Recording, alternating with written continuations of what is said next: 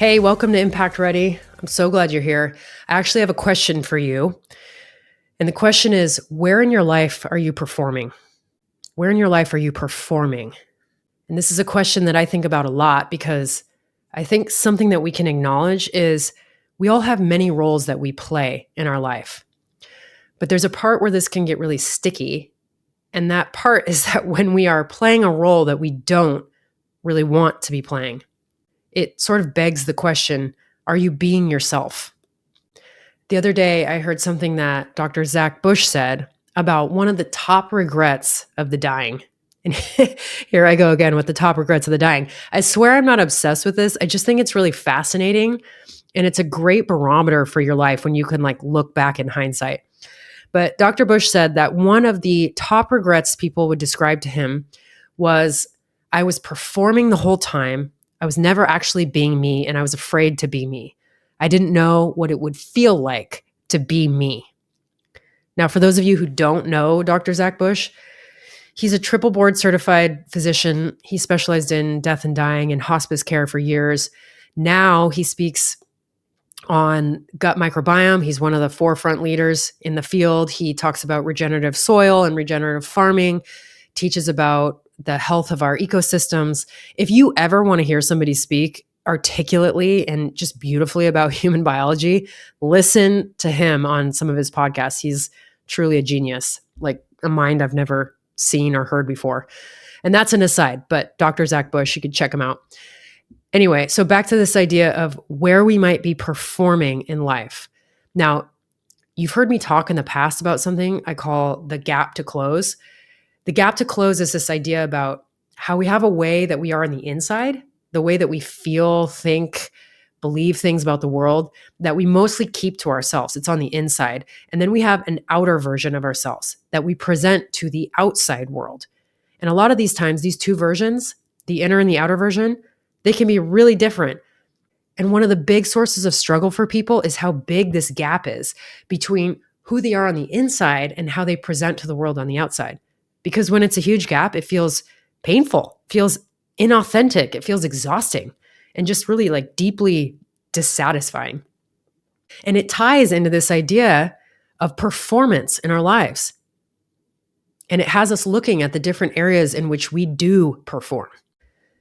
Now, before we go further, I'm going to go ahead and call out the gray area because I always think it adds some rich context to the conversation, but I'll assume that you can understand the nuance here. Not all performing is bad. I think about when I was teaching spin, the second I would step on the stage in the spin class, I became a different version of myself, different in the way that something switched on in me that wasn't always switched on during the day. I was very performative. I was very dramatic. I was outgoing. It was very much a performance. But the distinction here is that that version of me, it was still authentically me. It was still true to me. It wasn't fake. It's just that the circumstances called for that and it brought out these certain characteristics of mine. And that makes sense, right? We can understand that there might be many areas in our life where we are performing in a way that's still us. We can probably all relate to this as it pertains to maybe being in a work environment. That level of performance for me is not the same as the version of me that shows up in the acupuncture clinic or in front of a coaching client. I mean, I'm not jumping off the desk to the drop in a song like I would jump off of a stage in class. I mean, maybe I should do that. I don't know. But you understand the difference, right? This conversation is more about performing in a way that doesn't feel life-giving. It doesn't feel energizing. It doesn't feel authentic to you. That's the kind of performance that Dr. Zach Bush was describing. It's the kind of performance that we would call out of alignment, meaning it doesn't have you feeling aligned with what you care about or what you value or how you want to feel.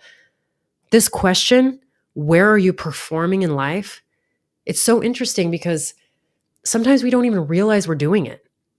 Sometimes we've just gotten into the habit of showing up in a certain way based on roles that we've played in the past with family or friends growing up, or patterns that we've developed in relationships. And sometimes we've changed because, how could we not change over the course of time? How can we not change in this thing called life? But we hold back. We hold back on how we've changed. We don't show it because We fear that people won't like it or accept the way that we've changed. We end up continuing to act in a certain way to appease other people or fit in or avoid conflict or going against the grain, right? We fear being ourselves because we think people aren't going to like what they see. We fear the rejection or the feeling of not belonging or not feeling worthy.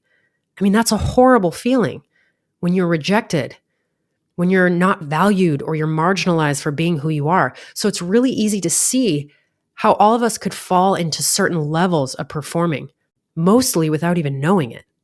But man, it feels bad. And the longer it goes on, the worse it feels. Often we get to this point when we kind of get sick of ourselves. Like we get sick of the frustration that comes along with hiding parts of ourselves or molding ourselves into something that we're not, performing in a way or compromising who we are. I know I've experienced that. Oh my God. Have I been sick of myself before? It's happened so many times in my life.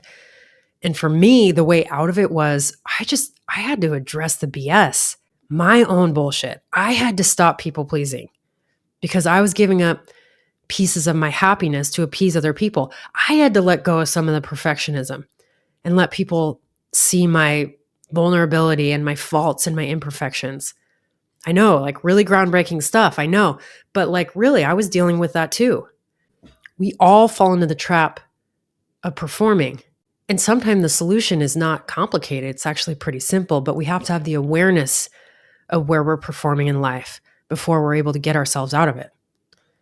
And if you think it's too late, I'm here to tell you it's not. It's not. It's not too late to start showing up differently. It's not too late to start behaving in a different way.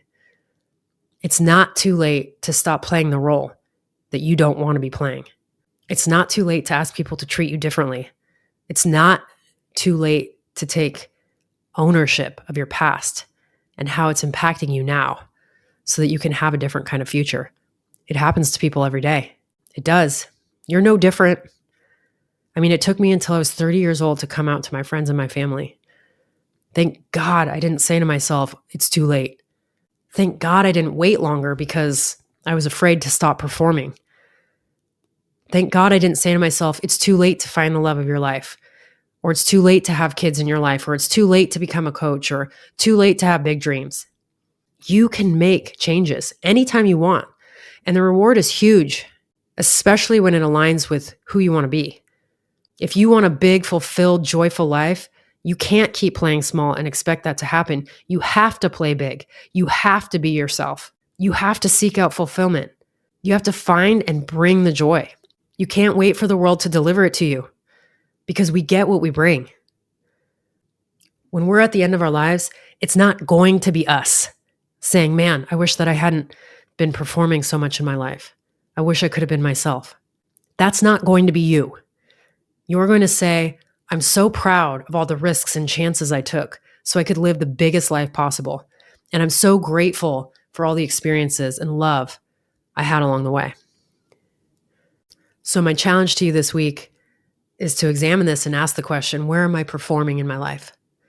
Let's close that gap a little bit.